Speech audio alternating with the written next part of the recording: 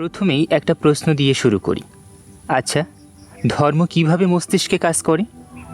আপনি কি কখনো ভেবেছেন পৃথিবীতে যত মানুষ আছে তাদের প্রায় প্রত্যেকেই একজন সংশয়বাদী? হ্যাঁ, ঠিকই শুনেছেন।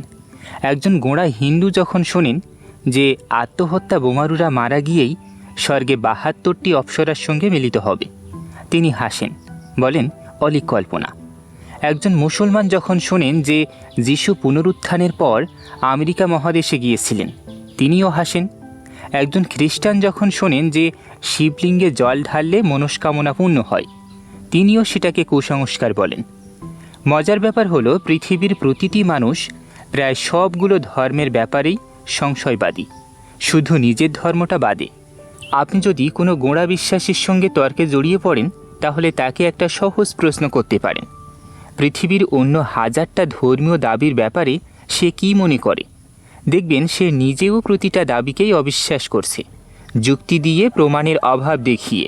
শুধু নিজেরটাই এসে একই যুক্তিবোধ হঠাৎ থেমে যায়।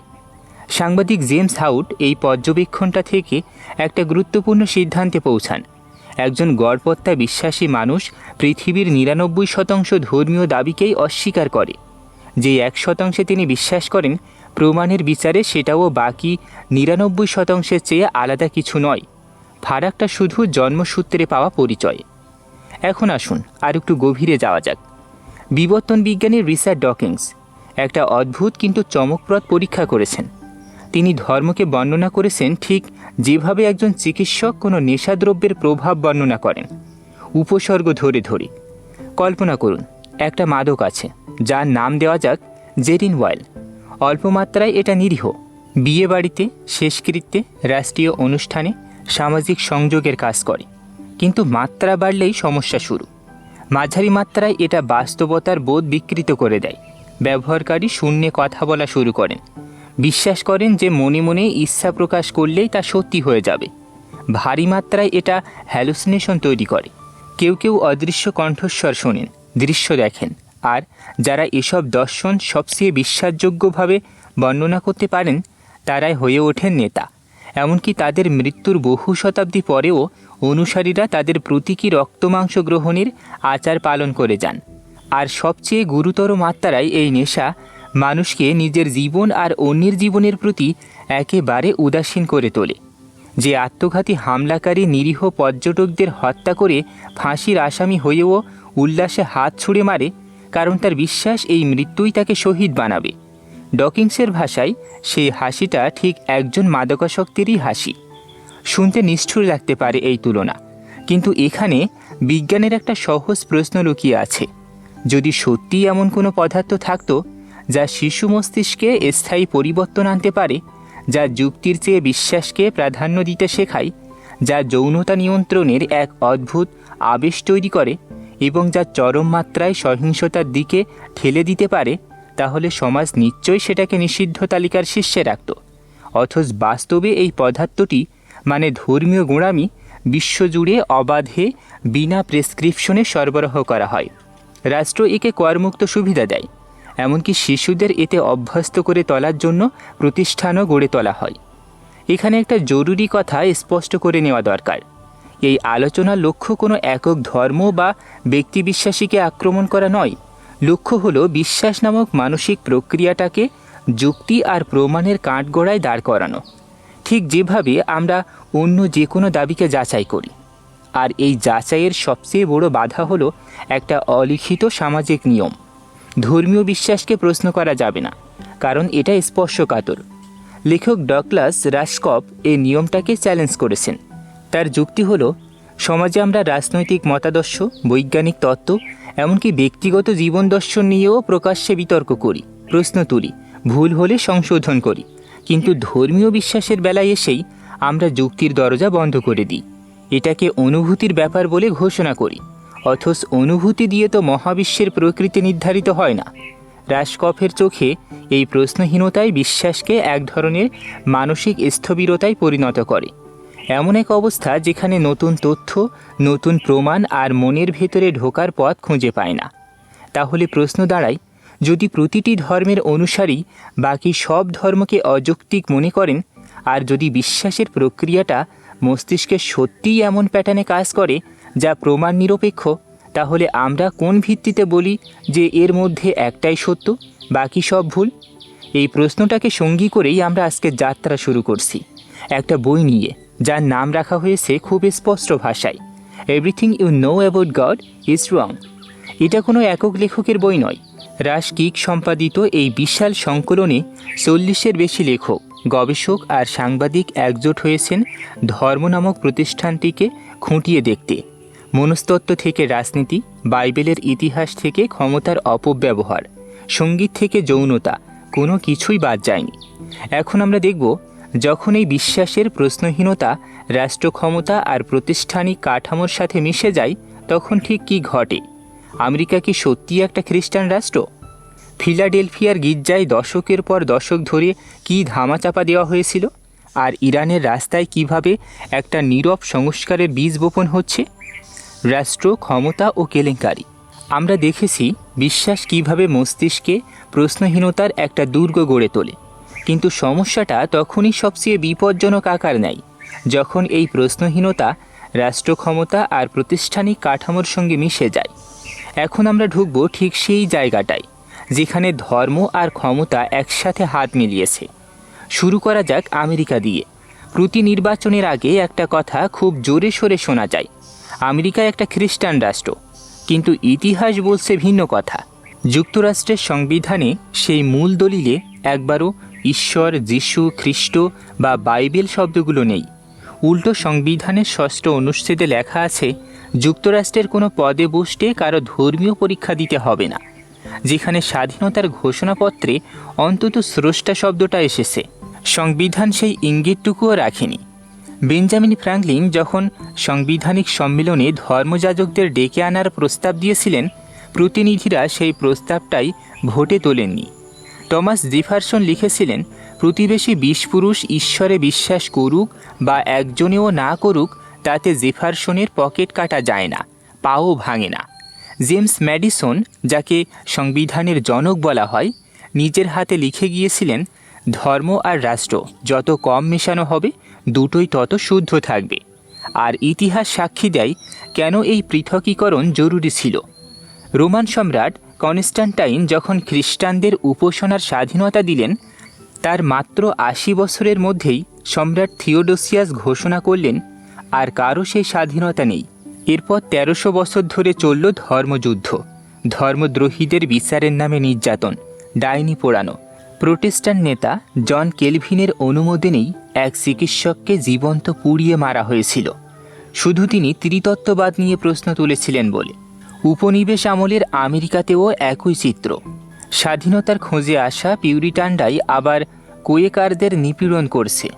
স্যালেমে 19 জন নারীকে ডাইনি আখ্যা দিয়ে ফাঁসি দেওয়া হয়েছে। রাষ্ট্র আর ধর্ম মিশে গেলে ইতিহাসে বারবার একই পরিণতি এসেছে, সংখ্যালঘুর ওপর সংখ্যাগুরুর ধর্মীয় দাবি চাপিয়ে দেওয়া। এই যুক্তিরই আরেকটা বাস্তব রূপ দেখা যায় যখন আমেরিকার বিভিন্ন রাজ্যে সরকারি ভবনে 10 কমান্ডমেন্টস বসানোর দাবি ওঠে। কিন্তু প্রশ্নটা এখানে সহজ, কোন সংস্করণ বসানো হবে? ইহুদি, ক্যাথলিক, প্রোটেস্ট্যান্ট, প্রত্যেকের অনুবাদ আলাদা। অ্যালবামের এক বিচারপতি তো মূল 334 শব্দের আদেশমালাকে সেটে মাত্র 75 শব্দে নামিয়ে এনেছিলেন, কাঁটাযুক্ত অংশগুলো বাদ দিয়ে। প্রথম আদেশেই বলা আছে, আমি ছাড়া অন্য কোনো দেবতা রাখবে না। কিন্তু আজকের আমেরিকায় মুসলিম, হিন্দু, শিখ, বৌদ্ধ, নাস্তিক সবাই মিলেই নাগরিক। রাষ্ট্র কি এই একটা মাত্র সম্প্রদায়ের ঈশ্বরকে বাকি সবার উপর চাপিয়ে দেবে? আর চতুর্থ আদেশে বলছে 6 দিনে পৃথিবী সৃষ্টি হয়েছে, অথচ ভূতত্ত্ববিদদের হিসেবে পৃথিবীর বয়স 4.5 বিলিয়ন বছর। এই দাবিটা বিজ্ঞান নয়, বিশ্বাস। আর রাষ্ট্রীয় ভবনে বিজ্ঞানের জায়গায় বিশ্বাস বসানোটাই মূল সমস্যা। কিন্তু ক্ষমতা আর প্রশ্নহীনতার সবচেয়ে অন্ধকার উদাহরণ পাওয়া যায় যখন প্রাতিষ্ঠানিক ধর্ম নিজের ভেতরের অপরাধ ঢাকতে শুরু করে। 2005 সালে ফিলাডেলফিয়ার একটি গ্রান্ডে জুরি 3 বছর ধরে তদন্ত চালিয়ে এক বিধ্বংসী রিপোর্ট প্রকাশ করে। ফিলাডেলফিয়া আর্চডায়োসিস অন্তত 63 জন যাজকের বিরুদ্ধে শিশু যৌন নির্যাতনের প্রমাণ, শত শত শিকার, আর সবচেয়ে ভয়ঙ্কর অংশ, এই অপরাধ প্রতিষ্ঠানের সর্বোচ্চ পর্যায়ে জেনে বুঝে ধামা চাপা দেওয়া হয়েছিল দশকের পর দশক ধরে। জুরি সদস্যরা নিজেরাই লিখেছেন তাদের বেশিরভাগই ক্যাথলিক। এটা কোনো ধর্মবিরোধী তদন্ত ছিল না, ছিল সত্য উদ্ঘাটনের চেষ্টা। অভিযুক্ত যাজকদের সরিয়ে দেওয়া হয়নি, বরং নতুন প্যারিসে রিসাইকেল করে পাঠানো হয়েছে। এখানে অজানা শিশুরা আবার একই বিপদের মুখে পড়েছে। সময়সীমা পার হয়ে যাওয়ায় শেষ পর্যন্ত অনেক অপরাধী আইনি শাস্তির বাইরেই থেকে গেছে। এখানে গল্পটা কোনো একক পাপীর নয়, এটা একটা প্রতিষ্ঠানিক কাঠামোর গল্প, যেখানে প্রতিষ্ঠানের ভাবমূর্তি রক্ষা পেয়েছে শিশুর নিরাপত্তার চেয়ে বেশি গুরুত্ব পেয়ে। ক্ষমতার এই সংকট শুধু খ্রিস্টান জগতে সীমাবদ্ধ নয়। লেখক ডগলাস রাসকপ, তিনি নিজেই ইহুদি, একটা ভিন্ন সংকটের কথা বলেন। প্রতিষ্ঠানিক ইহুদি ধর্মের আত্মসংকোচনের গল্প। তার যুক্তি, ইহুদি ধর্মের মূল শক্তি ছিল প্রশ্ন করার সংস্কৃতি, কোনো একক বিশ্বাসের বিবৃতি নয়, বরং একটা চলমান বিতর্ক, প্রজন্মের পর প্রজন্ম ধরে পুনর্ব্যাখ্যা। কিন্তু আজকের প্রতিষ্ঠানিক ইহুদি ধর্ম তার ভাষায় নিজের সেই প্রশ্ন সংস্কৃতিকেই ভয় পায়। যখন কেউ খোলামেলা কথোপকথনের কথা বলেন, তাকে বিশ্বাসঘাতক তকমা দেওয়া হয়। ধর্মকে যখন পরিচয় রক্ষার হাতিয়ার বানানো হয়, তখন সেই ধর্মের ভেতরের যুক্তিবাদী প্রশ্নশীল সত্তাটাই প্রথম বলি হয়। তবে এখানে একটা আশার আলোও আছে। ইরানে, যেখানে ধর্মতাত্ত্বিক শাসন প্রায় 25 বছর ধরে ক্ষমতায়, সেখানকার তরুণ প্রজন্ম, যাদের শতকরা 70% বেশি বয়স 30-এর নিচে, ব্লগের মাধ্যমে এক ধরনের নীরব সংস্কার চালিয়ে যাচ্ছে। ফরাসি ভাষায় প্রায় 7 লাখ ব্লগ, যেখানে তরুণরা লিখেছেন কিভাবে 2 দশকের ধর্মীয় শিক্ষা তাদের ভেতরেই সংশয়বাদী তৈরি করেছে। এমনকি কওমের মতো ধর্মীয় কেন্দ্র থেকেও তরুণ আলেমরা প্রশ্ন তুলেছেন মানবাধিকার, ধর্মীয় সংস্কার নিয়ে, আর তার মূল্যও দিতে হচ্ছে কারাদণ্ডে।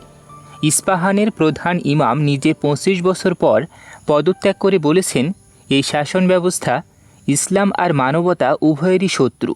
এই বিদ্রোহটা ধর্মের বিরুদ্ধে নয়, এটা ধর্মের নামে ক্ষমতার অপব্যবহারের বিরুদ্ধে ভেতর থেকে আসা এক প্রতিরোধ। তাহলে আমরা কি দেখলাম? যখন প্রশ্নহীন বিশ্বাস রাষ্ট্র ক্ষমতা বা প্রাতিষ্ঠানিক কর্তৃত্বের সাথে মেশে, তখন সেই মিশ্রণ প্রায় প্রতিবারই একই দিকে যায়। স্বচ্ছতার বদলে গোপনীয়তা, জবাবদিহিতার বদলে আত্মরক্ষা।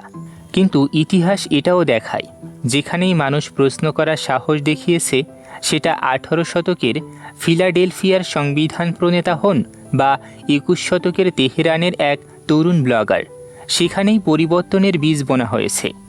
এখন আমরা ফিরে যাব আরও গভীরে, খোদ বাইবেলের উৎসে। গসপেলগুলো কি সত্যিই ম্যাথিউ, মার্ক, লুক আর জন লিখেছিলেন? আর নিউ টেস্টামেন্ট যদি নিরপেক্ষভাবে ঠিক যেমন লেখা আছে তেমনই পড়া হয়, তাহলে কি দাঁড়ায়? বাইবেলের সত্যতা যাচাই। আমরা দেখেছি বিশ্বাস যখন ক্ষমতার সাথে মেশে, তখন সত্য কিভাবে ধামা চাপা পড়ে যায়। এবার আমরা আরও গভীরে যাচ্ছি, একেবারে খ্রিস্টান বিশ্বাসের কেন্দ্রে, নিউ টেস্টামেন্টের নিজের পাতায়। প্রশ্ন দুটো, গসপেলগুলো আসলে কে লিখেছিলেন? আর সেগুলো যদি ঠিক যেমন লেখা আছে তেমনই নিরপেক্ষভাবে পড়া হয়, তাহলে যিশুর যে ছবিটা ফুটে ওঠে, সেটা কি চার্চের শেখানো ছবির সাথে মেলে? প্রথমে ধরা যাক লেখক তত্ত্বের প্রশ্নটা। আপনার হাতে যে বাইবেল থাকুক না কেন, প্রতিটা গসপেলের শুরুতে একটা নাম লেখা থাকে, ম্যাথিউ, মার্ক, লুক, জন। চার্চের ঐতিহ্য অনুযায়ী ম্যাথিউ আর জন ছিলেন যিশুর 12 জন প্রধান শিষ্যের মধ্যে 2 জন। মার্ক ছিলেন শিষ্য পিটারের সহকারী লেখক, আর লুক ছিলেন প্রেরিত পলের সঙ্গী। শুনতে মনে হয় 4 জনই হয় প্রত্যক্ষদর্শী, নয়তো প্রত্যক্ষদর্শীর ঘনিষ্ঠ, অর্থাৎ ঐতিহাসিকভাবে খুবই নির্ভরযোগ্য উৎস। কিন্তু গবেষক গ্যারি গ্রিনবার্গের বিশ্লেষণ বলছে এই পুরো দাবিটাই প্রায় নিশ্চিতভাবে ভুল। আসল সমস্যাটা এখানে, 4টি গসপেলের একটাতেও লেখকের নাম নেই। মূল পাণ্ডুলিপিতে অন্তত 5ম শতাব্দী পর্যন্ত পাওয়া কোনো কপিতেই লেখক নিজের পরিচয় দেননি। ম্যাথিউর গসপেলে যেখানে শিষ্য ম্যাথিউর কথা বলা হয়েছে, সেটা তৃতীয় পুরুষে, সে বলে, আমি বলে নয়। এমন কোনো ইঙ্গিতই নেই যে লেখক নিজেই সেই ম্যাথিউ। জনের গসপেলে প্রিয়তম শিষ্য নামে একজনের উল্লেখ আছে, যার সাক্ষ্যের উপর ভিত্তি করে বইটা লেখা, কিন্তু সেই ব্যক্তি কে তা কখনোই স্পষ্ট করে বলা হয়নি। আরও গুরুত্বপূর্ণ তথ্য, খ্রিস্ট ধর্মের প্রথম 200 বছরের লেখালেখি ঘেঁটে দেখা যায় 2য় শতাব্দীর শেষ ভাগের আগে কোনো খ্রিস্টান পণ্ডিতই জানতেন না এই গসপেলগুলো আসলে কে লিখেছেন। তার আগে পর্যন্ত এগুলোকে সাধারণভাবে প্রেরিতদের স্মৃতিকথা বলে ডাকা হতো, নির্দিষ্ট কোনো নাম ছাড়াই। কখনো কখনো বৈশিষ্ট্য দিয়ে চেনানো হতো, যেমন বংশতালিকাযুক্ত গসপেল 2টো। ম্যাথিউ আর মার্কের নাম জোড়া লাগানোর মূল উৎস একজন 2য় শতাব্দীর লেখক পাপিয়াস, যাকে পরবর্তী চার্চ ঐতিহাসিক ইসেবিয়াস নিজেই সীমিত বুদ্ধিমত্তার মানুষ বলে বর্ণনা করেছেন। আর পাপিয়াস নিজে কোনো প্রেরিতের সাথে দেখাই করেননি, তিনি শুনেছিলেন মুখে মুখে চলা এক কাহিনী থেকে। অর্থাৎ আজ যে 4টে নাম আমরা বাইবেলে দেখি তার ভিত্তি একেবারেই মজবুত নয়, বরং এটা এক ধরনের পরবর্তীকালীন অনুমোদন, যা সময়ের সাথে সাথে সত্য হয়ে প্রতিষ্ঠিত হয়ে গেছে। আর এটাও মনে রাখা দরকার, এই 4টি গসপেলই একমাত্র গসপেল ছিল না। প্রথম 2 শতাব্দীতে অন্তত 30টির বেশি ভিন্ন গসপেল প্রচলিত ছিল। Gospel of Thomas, gospel of Peter, আরও অনেকে, যেগুলো পরে প্রামাণিক নয় ঘোষণা করে বাদ দেওয়া হয়েছে। এমনকি পলের নামে যে চিঠিগুলো নিউ টেস্টামেন্টে আছে তার প্রায় অর্ধেকই পণ্ডিতদের মতে পল নিজে লেখেননি। জেমস আর জুডের চিঠিও তাই। অর্থাৎ ঈশ্বরের বাণী হিসেবে যে বইটা আজ পবিত্র গ্রন্থ হিসেবে গণ্য হয় তার ভেতরেই আছে লেখকত্ব নিয়ে অস্পষ্টতা, ভুল আরোপ, এমনকি সরাসরি জালিয়াতির ইতিহাস। এবার আসা যাক দ্বিতীয় প্রশ্নে, যিশু নিজে আসলে কি বলেছিলেন বাইবেল অনুযায়ী? লেখিকা রুথ হারমেন্স গ্রিন, তিনি ছিলেন এক নিখাত খ্রিস্টান পরিবারের গৃহিণী। 64 বছর বয়সে প্রথমবার পুরো বাইবেলটা গোড়া থেকে শেষ পর্যন্ত মনোযোগ দিয়ে পড়েন। শুধু চার্চে শোনা নির্বাচিত অংশ নয়, পুরোটা। তার ভাষায় তিনি স্তম্ভিত হয়ে আবিষ্কার করেন বাইবেল যা বলছে তা তার শৈশব থেকে শোনা ব্যাখ্যা করা ছবির সাথে প্রায় কিছুই মেলে না। সেই আবিষ্কার তাকে একজন পূর্ণ নাস্তিকে পরিণত করে। তার পর্যবেক্ষণের সবচেয়ে চমকপ্রদ অংশটা হলো গসপেলে যিশু বারবার বলেছেন পৃথিবীর শেষ সময় খুব শীঘ্রই আসছে, এবং যারা তার কথা তখন শুনেছিল তারাই সেই ঘটনা নিজের চোখে দেখবে। আমি তোমাদের সত্য বলছি, তোমরা ইসরায়েলের শহরগুলো ঘুরে শেষ করার আগেই মানবপুত্র চলে আসবেন। এমন প্রতিশ্রুতি ম্যাথিউর গসপেলেই অন্তত 6 বার এসেছে, অথচ 2000 বছর কেটে গেছে। সেই প্রজন্ম তো দূরের কথা, তাদের নাতি নাতনিদের নাতি নাতনিরাও চলে গেছেন। সেই শীঘ্রই আসা প্রতিশ্রুতি এখনও অপূর্ণ। রুথ গ্রিনের যুক্তি সহজ, যদি এই ভবিষ্যৎবাণীগুলো সত্যিই একজন সর্বজ্ঞ ঈশ্বরের মুখ থেকে বেরিয়ে আসে, তাহলে সময়ের হিসেবে এত বড় ভুল হওয়ার কথা নয়। এই একই স্বতঃস্ফূর্ত বৈপরীত্য বাইবেল জুড়ে ছড়িয়ে আছে। যিশুকে বলা হয় শান্তির রাজপুত্র, অথচ তিনি নিজেই বলেছেন আমি শান্তি নয়, তরবারি নিয়ে এসেছি। 3 জন ভিন্ন মানুষ তাকে জিজ্ঞেস করেছিল কিভাবে মুক্তি পাওয়া যায়, আর প্রতিবারেই তিনি সম্পূর্ণ ভিন্ন উত্তর দিয়েছেন। দাসপ্রথা নিয়ে অসংখ্যবার কথা বলেও তিনি কখনো এর বিরুদ্ধে একটি শব্দও বলেননি। আর পরিবার নিয়ে তার বিখ্যাত উক্তি লুক 14:26 বলেছে, যে কেউ তার শিষ্য হতে চায় তাকে অবশ্যই নিজের বাবা মা স্ত্রী সন্তানকে ঘৃণা করতে হবে।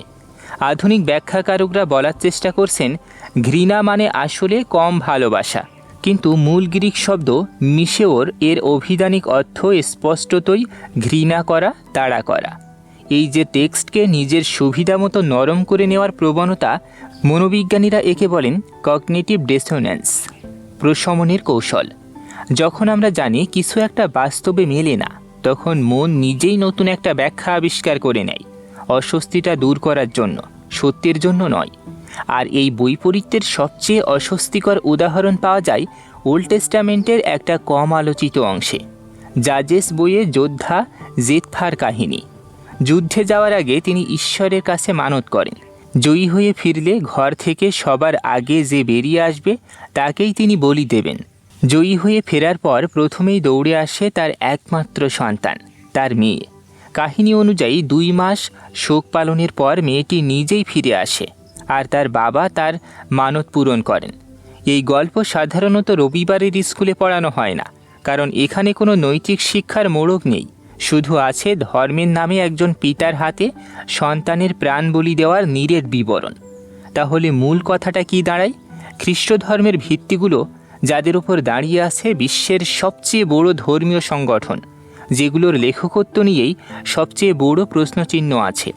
আর যখন সেই গ্রন্থগুলো নিরপেক্ষভাবে নির্বাচিত অংশ বাদ দিয়ে সম্পূর্ণ পড়া হয়, তখন যে ছবিটা বেরিয়ে আসে তা প্রায় রবিবারের প্রার্থনা সভায় শেখানো ছবির চেয়ে অনেক বেশি জটিল, অনেক বেশি অস্বস্তিকর।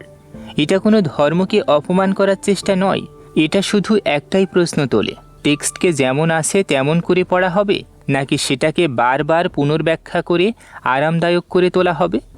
এখন আমরা তত্ত্ব থেকে সরে আসব বাস্তব অভিজ্ঞতার জগতে। সরাসরি ধর্মীয় সম্মেলন আর সংগঠনে প্রবেশ করে ফিরে আসা মানুষদের চোখে যা দেখা গেছে, আর তার বিপরীতে ঈশ্বর ছাড়া একটা জীবনযাপন আসলে কেমন, সৎ, ভয়হীন, অর্থপূর্ণ।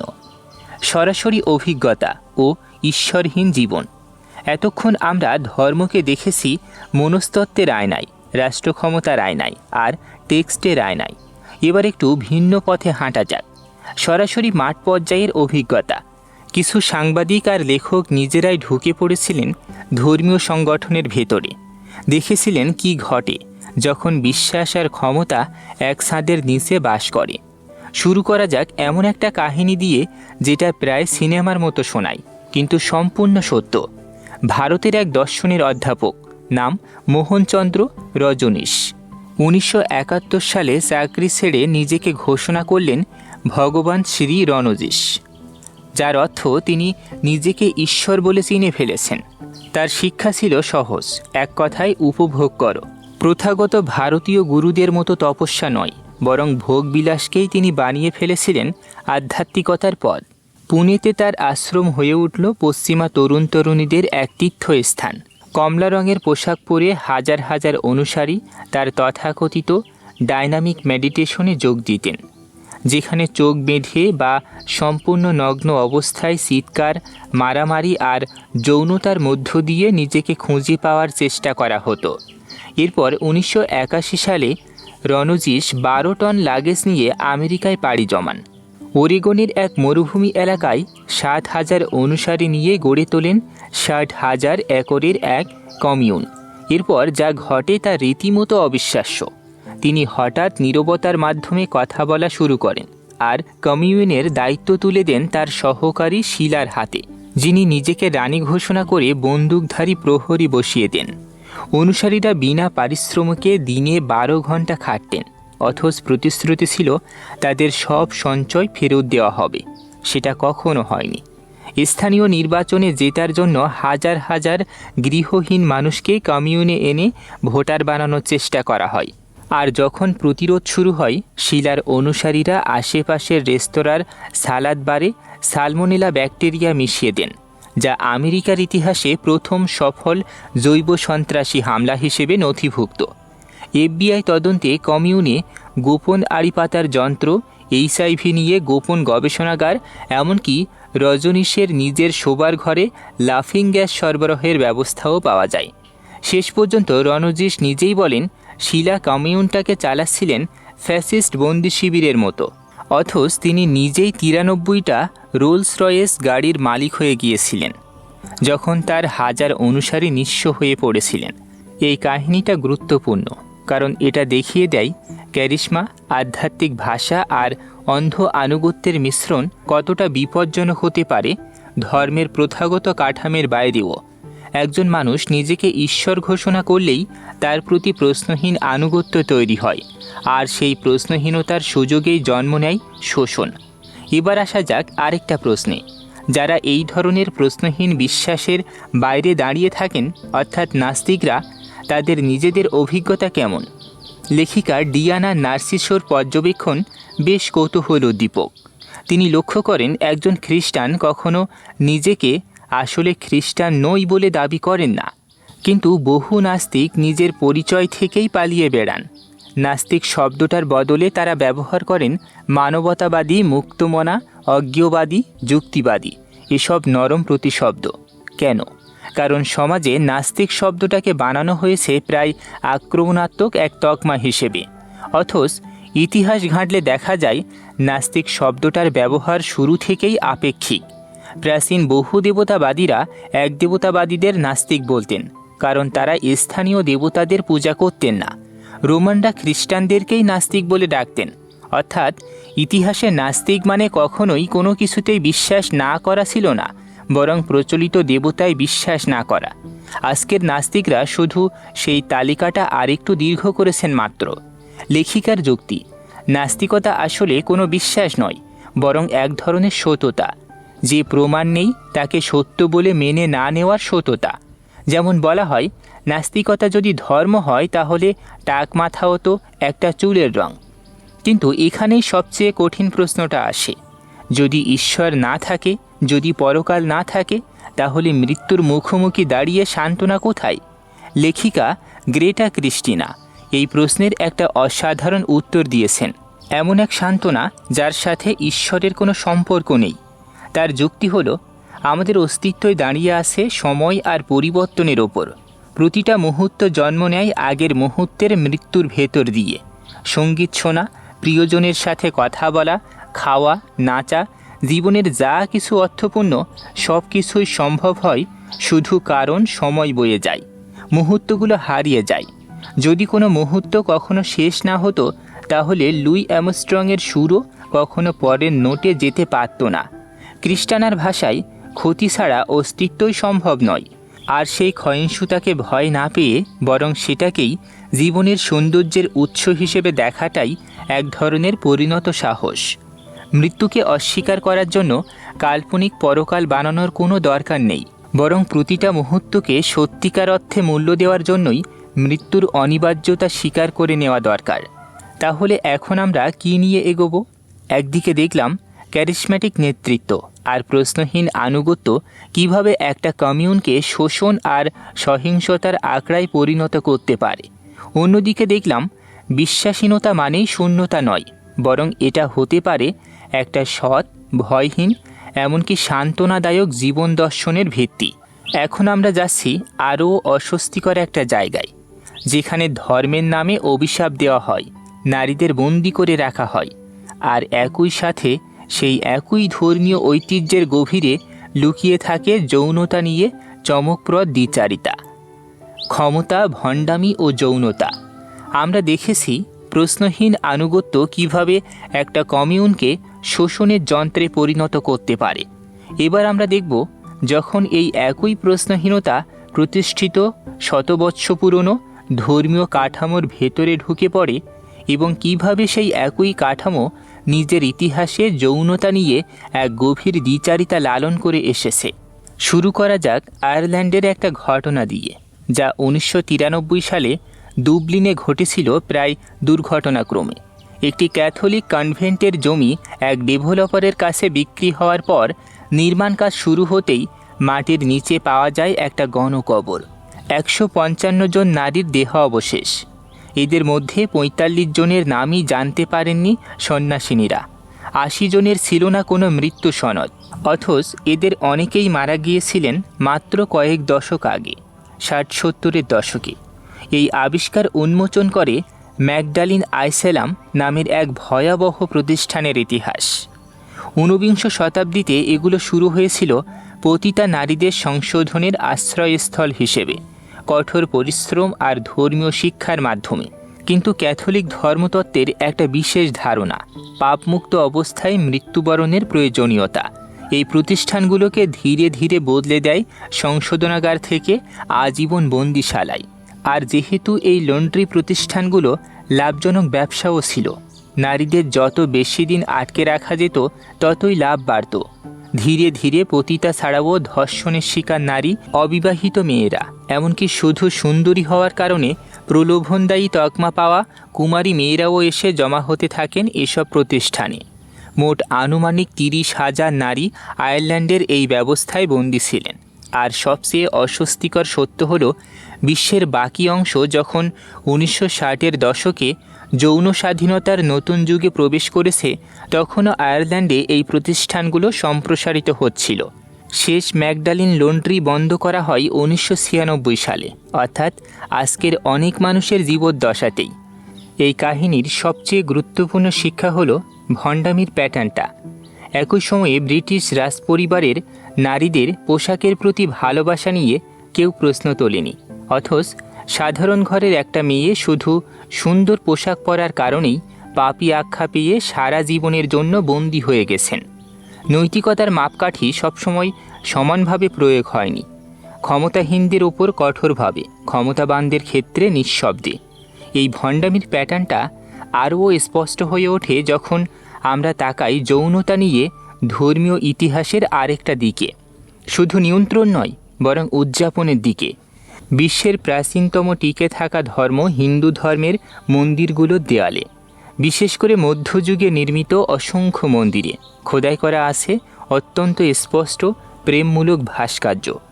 এগুলো লুকিয়ে রাখা হয়নি, বরং মন্দিরের বাইরের দেয়ালে প্রকাশ্যে খোদাই করা।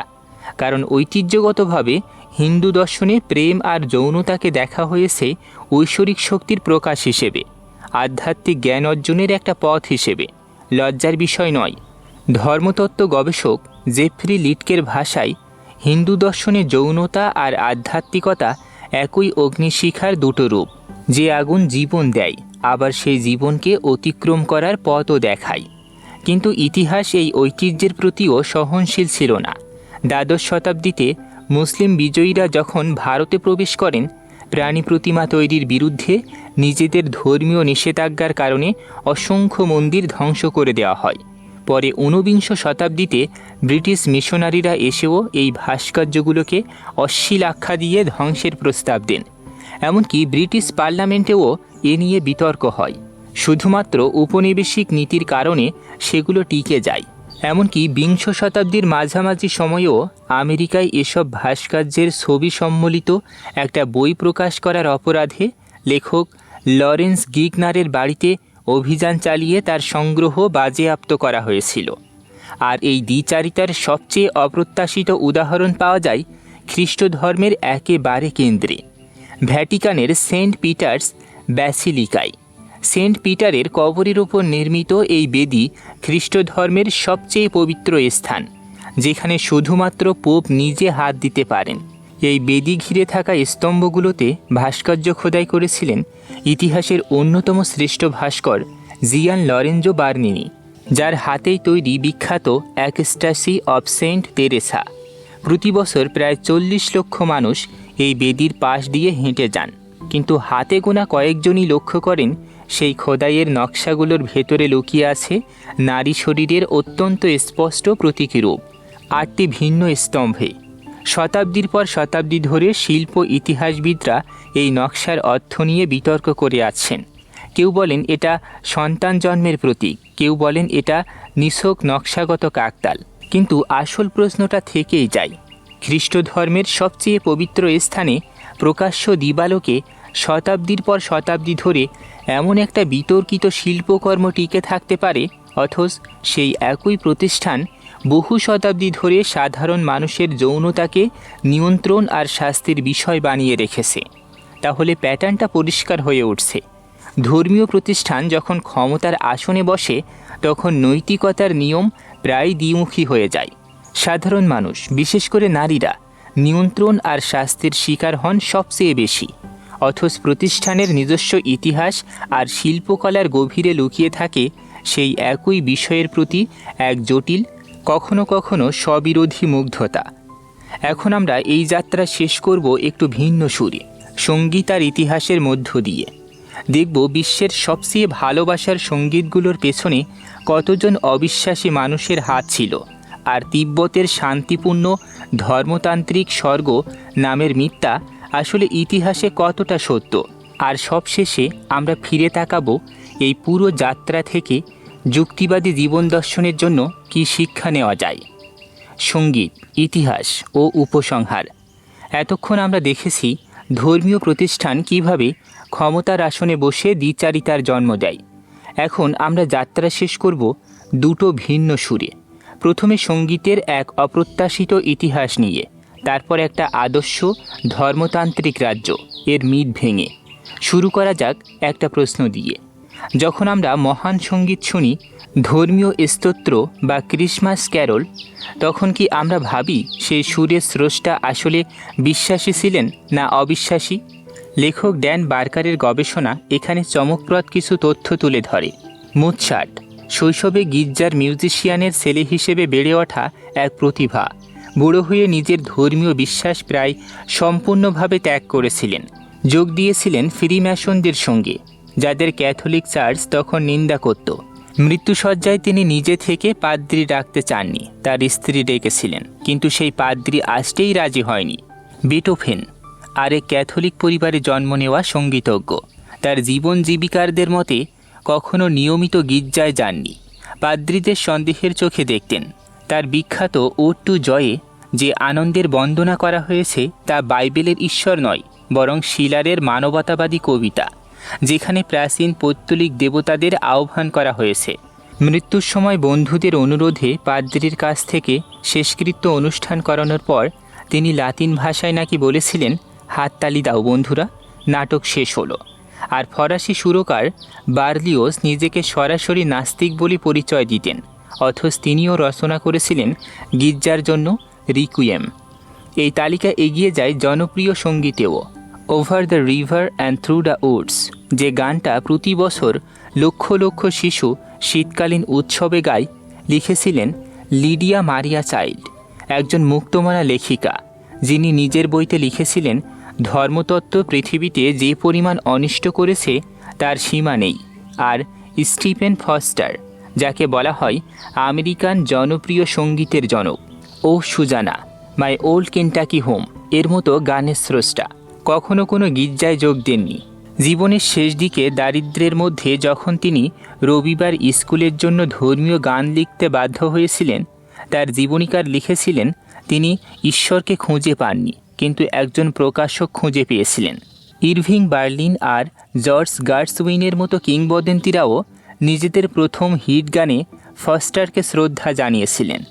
বার্কারের যুক্তি সহজ, যদি সঙ্গীত সত্যি ঐশ্বরিক অনুপ্রেরণা থেকে আসত, তাহলে বিশ্বাসী আর অবিশ্বাসী সৃষ্টির মধ্যে এমন কোনো পার্থক্য দেখা যেত না। প্রতিভা কোনো ধর্মের একচেটিয়া সম্পত্তি নয়। এবার আসা যাক আমাদের শেষ গন্তব্যে, এমন একটা জায়গায় মিট ভাঙতে যাকে পশ্চিমা বিশ্ব প্রায় স্বর্গের সমার্থক করে তুলেছে। রাজনৈতিক বিশ্লেষক মাইকেল পরন্তি প্রশ্ন তোলেন, চীনা দখলদারিত্বের আগের পুরনো তিব্বত কি সত্যিই শান্তি আর সম্প্রীতির এক আদর্শ বৌদ্ধ রাজ্য ছিল, যেমনটা হলিউড সিনেমা আর ভ্রমণ কাহিনী আমাদের বিশ্বাস করায়? ইতিহাস বলছে ভিন্ন কথা। 16 শতাব্দী থেকে 18 শতক পর্যন্ত প্রতিদ্বন্দ্বী বৌদ্ধ সম্প্রদায়গুলোর মধ্যে সশস্ত্র সংঘর্ষ আর সরাসরি হত্যাকাণ্ড চলেছে।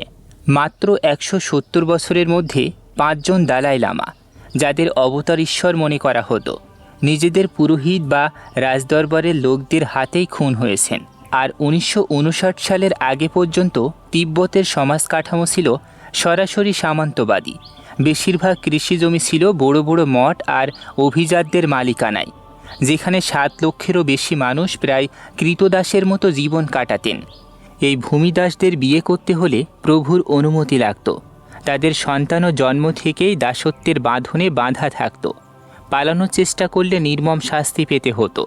মঠগুলোতে দরিদ্র পরিবারের শিশুদের নিয়ে গিয়ে সন্ন্যাসী বানানো হতো, আর সেখানে শিশু নির্যাতনের নথিভুক্ত ঘটনাও পাওয়া যায়, এমনকি খোদ এক প্রাক্তন সন্ন্যাসীর নিজের সাক্ষ্যেই।